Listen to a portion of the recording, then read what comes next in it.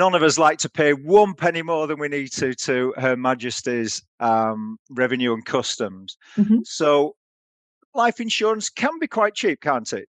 It can. If you're in good shape and not ancient like me, then you can get premiums, maybe £5-6 a month for what, £100,000 a cover. That wouldn't be Yeah. unusual. Yeah. So it can be extremely sort of cheap and cost-effective policy. But on top of that, there are circumstances when you can offset the premium as a business expense. Mhm.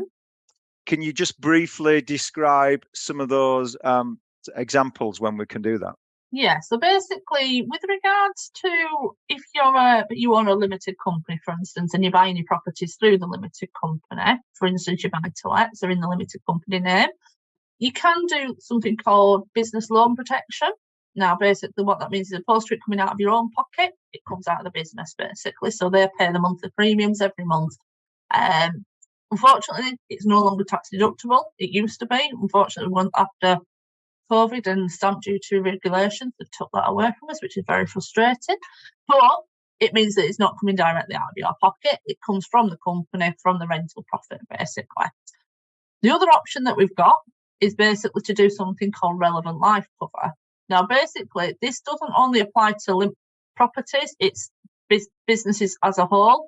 If you own a limited company and your income is coming from that limited company every month or every year and you're declaring it on your tax return, you can cover up to 20 times your declared income and basically take the policy through the company pay the premium, the money still goes back to your family as if it's a personal life insurance policy or critical illness cover. But the good news is that one is tax deductible. So basically, you can offset that within your tax return, basically. Ah, right. Okay. And that's, say the name again. It's called Relevant Life Policy. Yeah.